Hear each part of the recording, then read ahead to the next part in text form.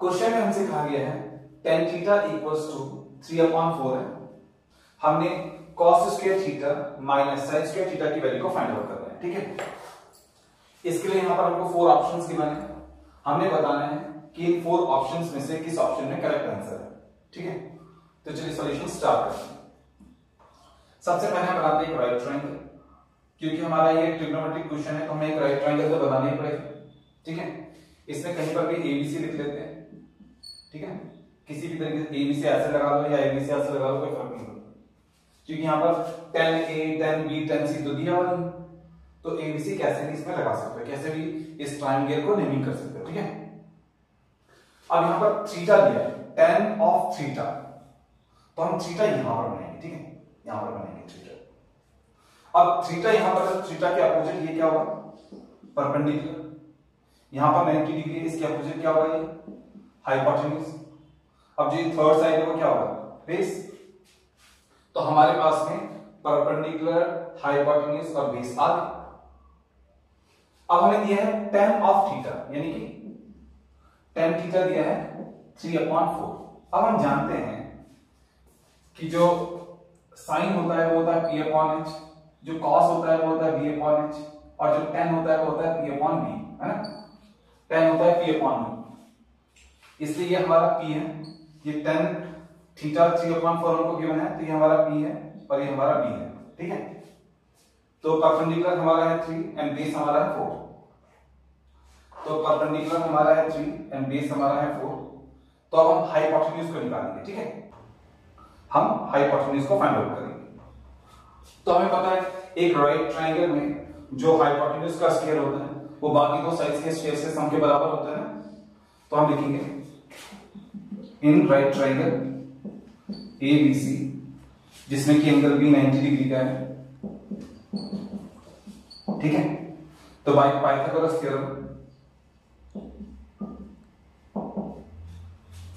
Hypotenuse AC का square is equals to AB का square plus BC का square होगा ना।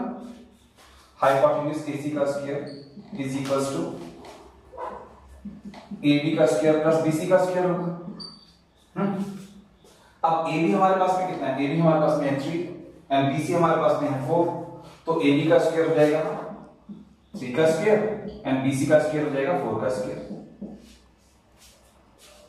अब यहां पर स्क्वायर आएगा। ठीक है, अब 3 का स्क्वायर कितना होता है 9, 4 का स्क्वायर होता है 16, तो 9 प्लस 16 कितना हो जाएगा 25।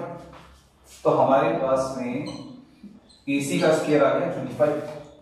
अब हम यहां से स्क्वायर को हटाएंगे एंड यहां पर स्क्वायर रूट लगा देंगे, तब हमारे पास में AC का वैल्यू आएगा 5। तो हमारे पास में हाइपोटेन्यूज AC का लेंथ आ गया 5, ये 5 आ गया। ठीक है,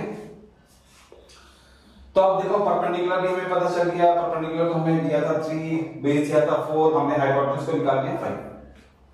अब एक्चुअल में हमको क्या निकालना है, एक्चुअल में हमने cos square theta minus sin square theta का वैल्यू निकालना है ना।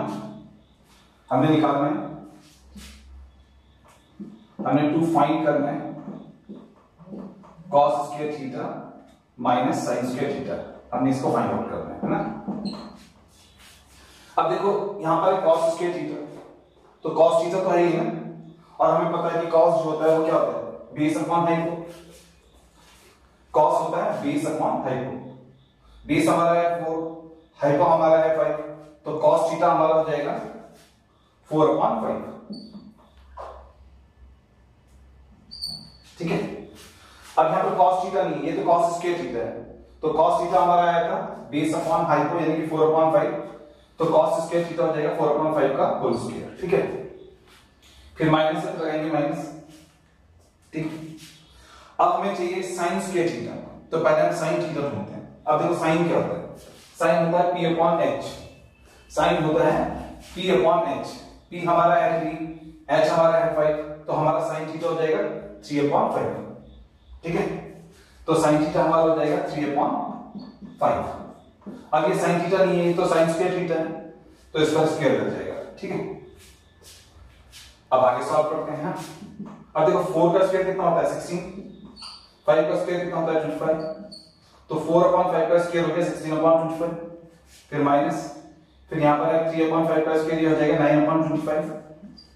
ठीक है, दोनों के डिनोमिनेटर में 25 है तो एलसीएम आएगा 25।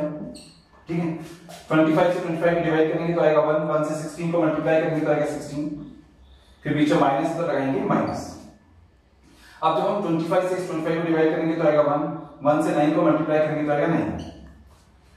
अब जब हम 16 में से 9 को माइनस करेंगे तो आएगा 7, अपॉन में है 25। तो यहां पर हमारे पास में cos square theta minus sin square theta का वैल्यू आ गया 7/25।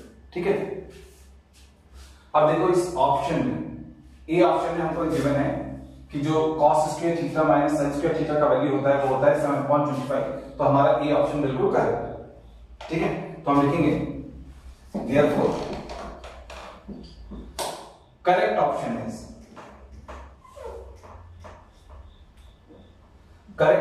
is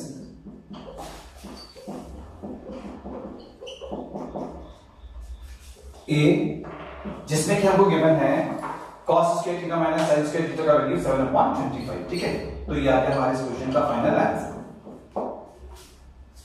ठीक है।